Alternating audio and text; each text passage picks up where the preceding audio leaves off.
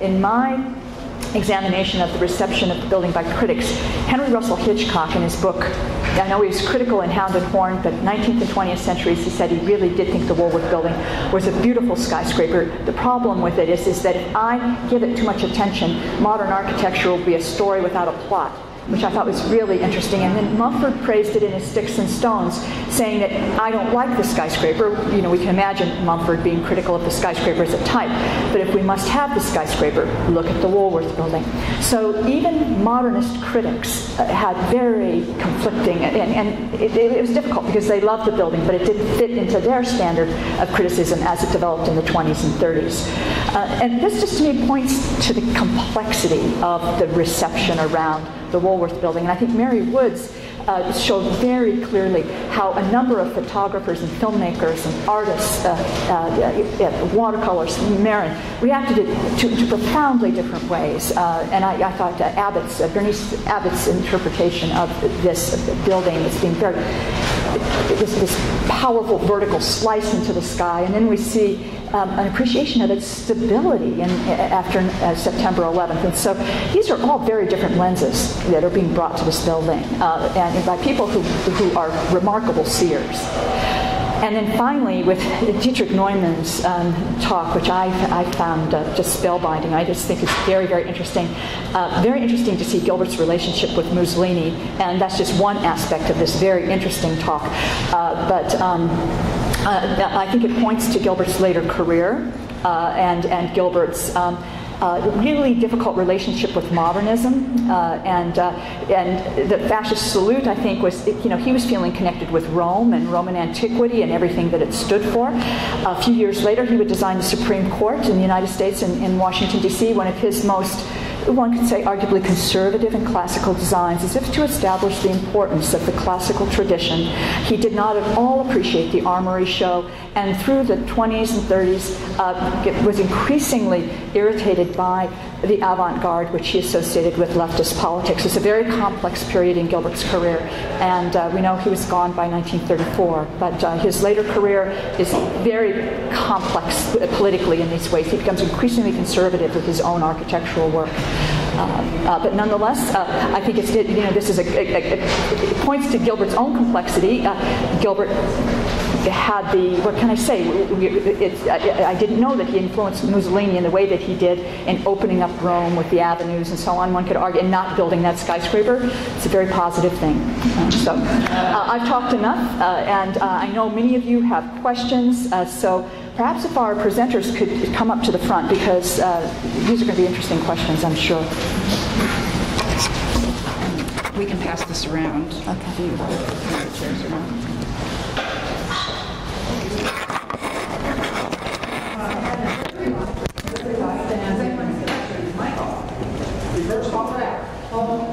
child of popular culture, and probably most of you are.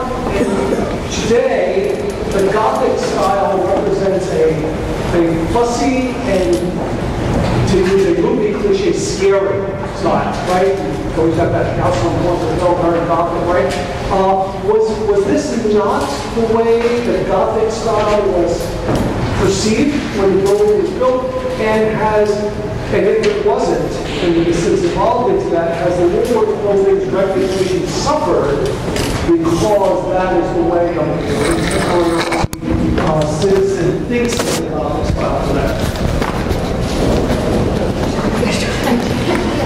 That's a really interesting question. I think it raises well, I'll just try to shout. I think it raises a really interesting question that turns us back to Kevin's talk, where in the 18th century, when there is a real resurgence of the Gothic, and it occurs first in literature, in terms of the ruins of the Gothic cathedral, the abbey, and mysterious things that happen there. And I think for these artists and photographers and filmmakers, from that they derive not so much a picturesque aesthetic, but a more sublime aesthetic. And they're really struggling to come to terms with this new vertical city.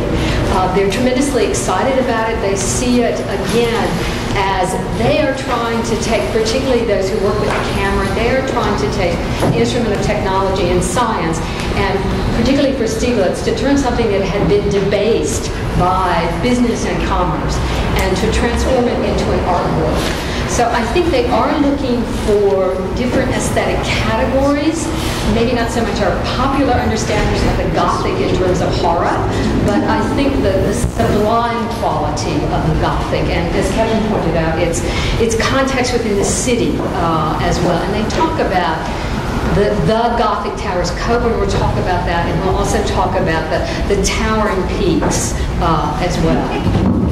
Oh. This is why my students want to give me a shirt that says technologically challenged. So that would be my response, but I think your question is really interesting. And what is it, the first, isn't the first Ghostbusters film, it's set on the Dakota apartment, which brings us back to the Gothic. So this notion that the Gothic takes on many different characteristics, even in popular culture. Just since we are talking about movies, I've always been fascinated with House on Haunted Hill that you mentioned, and that was actually filmed at the Frank Lloyd Wright House in Los Angeles, the Ennis House, and so that was seen as scary as well. And so I think it's really sort of the social conditions and the discourse of the day can change these things tremendously. I think we have a different approach to the Gothic now than we did in the 50s when Psycho was filmed and the Gothic house on the hill looked rather scary. Now we would all love to live in a Victorian house like that, many of us, right? So I think that's something that is fluid and not necessarily a stable attribute.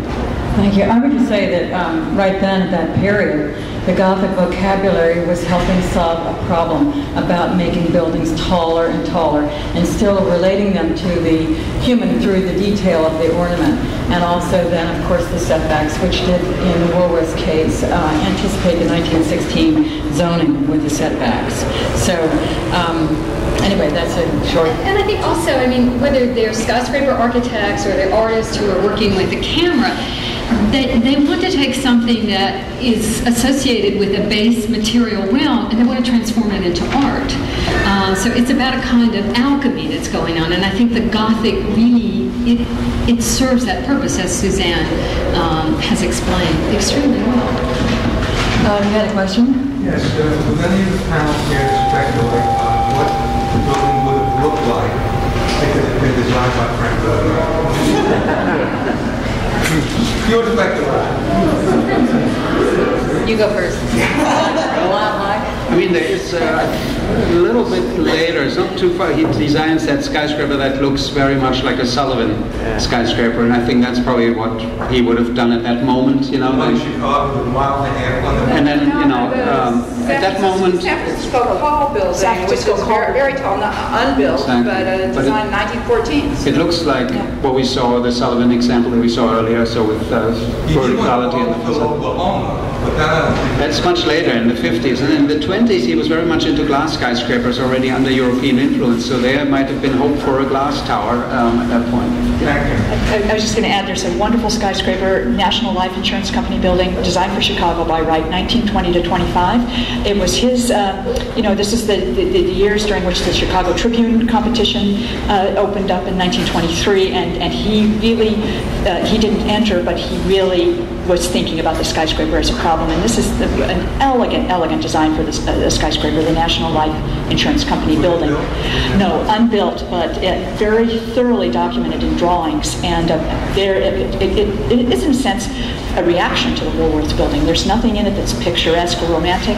And one other thing is that Wright in 1930 spoke at Princeton and as part of the Princeton lectures, and he criticized what he called the shallow scenography of New York skyscrapers, and I think he was thinking of the Woolworth building, the shallow picturesque. I saw the design for doing back then. That was later. But since you mentioned the Mile High Tower, I think when the Burj Khalifa was built, many of us felt there was a very interesting similarity there, or even the Sharp by Renzo Piano in London. It's all interestingly related because he understood the structure, I think, quite well that's needed to keep something like this. Wait, I have one that you might take a look at this a little bit later, but in terms of are very complex. And sitting high and being an image, the crystal towers, Crystal City in Washington, up Connecticut Avenue. Never built. No, never built. I saw that. Yeah. Thank you. We saw how some artists and photographers viewed and interpreted views of the building, including that view from the west by Wirtz Brothers. I wonder if any of you have seen any plans or heard about any plans for the building to the west, and would care to comment on how that would possibly affect views of the building. I just want to add that I'm really dismayed that when I'm under the Brooklyn Bridge on the other side of the East River, that suddenly the Woolworth Building is invisible because it's covered by the Gary Tower. It's a very similar problem, and I like the Woolworth much better. I think it's a much better building. You know, you're talking about the building immediately to the Larry Silverstein and Robert Stern Tower. I would say it's reprehensible, but I haven't seen the design, and I would just say the notion of blocking it. However, we don't have zoning that prevents that, and it's private property. We have zoning about density and zoning about setbacks. We don't have zoning preserving views, and that's what we need.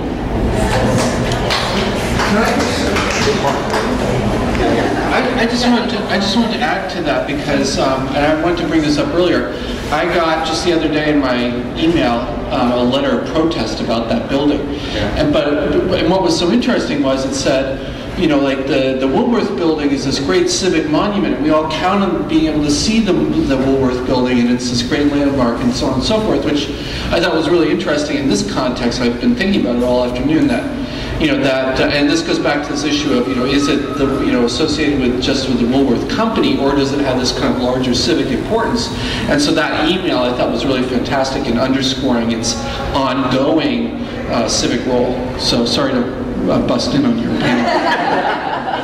Well, you know, it's interesting because that is not the iconic image of the Woolworth Building. I mean, I always call it the cleavage shot. And sometimes I show it to my students, it's hard for them to recognize it as the Woolworth Building, but I think in an interesting way, Strand and Sheila might say to you that it again embeds it in a kind of city that continues to evolve and change in the same way that they showed it, not as a kind of freestanding iconic monument, but instead it's part of a larger urban construct. I don't know if that gives any comfort to Larry Silverstein and Bob Stern. Another question back there. Regarding views, I wanted to ask earlier about views from the building, and even going back to the medieval cathedrals. At what point did people encourage tourists to go to the top of towers? Did architects at a certain point decide that the public should be invited in? If this was an arcade, okay, that'd be commercial.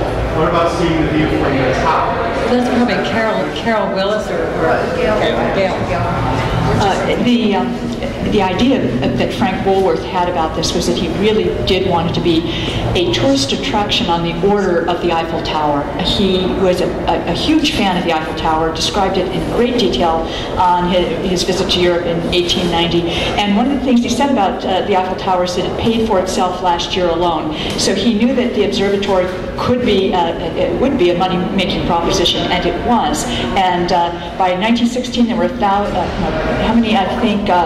100,000 a year, 100,000 people a year from over but you think, okay, because we're looking, we see different accounts of this.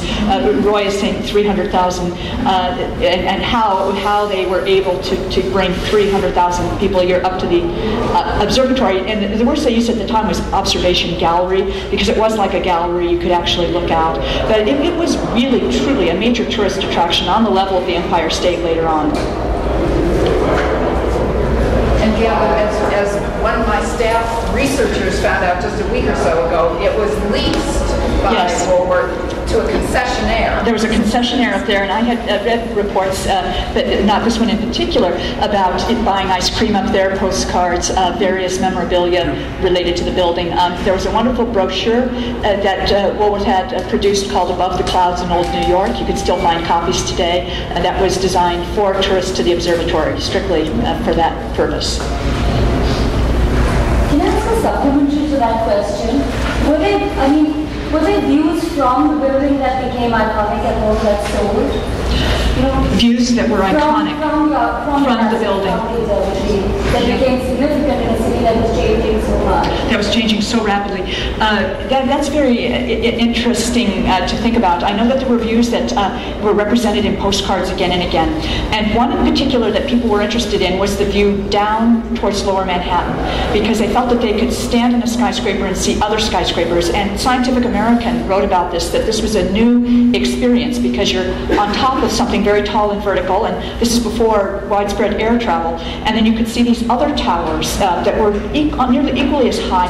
And I actually found postcards for the Singer building that looked up to the Woolworth, and postcards for the Woolworth that looked back down onto the Singer. Another common view was out towards the bridges, the Brooklyn Bridge and the Williamsburg Bridge, but that was less popular than the one looking downtown. And I don't think I've seen any that looked uptown. Yeah, I think from that era. There actually, I didn't include it in my talk, but there is one, and I think it was, I don't know if it's Wirtz Brothers or some other firm, but they actually shot one looking north, and you can barely see the MetLife Tower. And it's very clearly, again, etched into the negative, so it'll be all in the prints, that this was taken from the it didn't say what story of the Woolworth Building, but it was taken from the Woolworth Building, and we have permission from the Woolworth Building. So I thought it was interesting. They almost wanted to control the views outward as well as the views of the Woolworth Building as well. So that's one I know that looks northward. There are many. We have it in our collection, and they're noted. They're the real photographs for variety. And what's notable about it, like the cleavage shot with the light well, the light cord on the back side, is that when you see the Woolworth Building, not in contrast against the skyline in general, but against the immediate surrounding fabric to the west, it's still a 6-story city every year. So Woolworth really does crown the city, which is, especially between here and the Village and Midtown, an expanse of a really horizontal plane. And I think that's what, an artist like Coburn, in that image where it seems to float above the city, that's what that image was, I think, really inspired by. His looking down, as you say, I mean, it's remarkable, that 19th century city that persisted for so long, even around Midtown. I mean, when you have Stieglitz photographing in Midtown as well, you still see... My very favorite Marin is from the top of the Woolworth Building. Right, it's the view down from the tower with a golden array in the center. This Marin is really wonderful. I like it very much because the city's in kind of a cacophonic state, and he really captures the experience of the modernity of the city, the rush of traffic, of people, of lights. Everything. It's exciting. And then it pivots. The Woolworth Building very central. The Woolworth Building is at the center, and you're seeing all the way around. That's right. So I think I was speaking of postcards from the observatory when I was making my earlier comment. What a great set of presentations. Thank you all. My question is, Professor, in this amazing history that you've uncovered of the appeal of fascism to progressive era architects, is Gilbert alone? Or are we looking at the beginning of a story that really reconfigures our understanding of the progressive era in relationship, progressive era reform? I think I haven't found anything that has the same sort of intensity of conviction that Gilbert displayed in his diary and in his letter to Mussolini. But the many modernists were quite opportunistic. So we know that Corbusier also wrote to Mussolini with a number of proposals. He wanted to build Addis Ababa for him, and help him with his colonial enterprises and whatnot. And for some reason, Mussolini didn't answer him. At least we don't know of any answer. But the relationship with Palanti was a little closer because he was Italian and so on. But Mies too. Mies van der Rohe tried to get commissions from the Nazis. There's proof of him asking a friend to go to Goebbels and see if they could give him some work and so on. But I think the intensity that I heard with Gilbert, I haven't found that in writing from anybody else. But I think it's actually quite astonishing in retrospect. If you read the newspapers at the time, even the New York Times and others were quite positive about Mussolini for a very long time, and saw that he was cleaning up Italy, and that there were work projects that, of course, in some ways probably might have helped form the ideas for our New Deal. One has to be about these things exactly. So the connection of modernity and fascism was much less tainted than it is for us now, of course, at that time. So I think it's worth really looking very carefully at what the critics said at that moment. But very good point. I want to give Jeff Cohen the last question. Break up for individual questions. Well, I'm not sure if this is completely formulated, but some of these images are incredibly striking, especially the ones that try to put the building, the Woolworth Building, in conversation with some of the others. I especially like the ones where it's in conversation with the Singer Building, which, in terms of commercial identity, I think is a critical framing issue for the whole thing. And I think, you know, the one where the smoke echoes, or actually the one with the branch and the trees and the Bernice Abbott thing, effectively echoes the form of the Flatiron Building. And they bring the buildings into a conversation beyond the buildings. It's a new kind of nature. It's a constructed nature. But I even think Gilbert might have been really pleased that in Palantes, it wasn't Gothic anymore. It had become classic, and the issue of Gothic versus classic wasn't so key. But the thing that I was most struck with, I think, is the photograph of Lewis Hine, which is the one that's looking up at a piece of it, and there's a kind of celebration of a different kind of modernity where the dark parts, you know, are big. This building is at some points lacy and at some points solid, but there the dark seems to become the part that doesn't look structural. Ironically, it's the stone or the solid, the light solid, that seems like it's the most representative of the breadth of the steel frame, yet it's the most conservative material. And I wonder if Lewis Hine was looking for some modernity in this. But I was really struck by that kind of way it sometimes is incredibly lacy and elaborated and carved, and other times it's volumetric, sometimes solid, sometimes penetrable. Wonderful comment, and I think we'll close with that one. And I want to thank our fine speakers. This was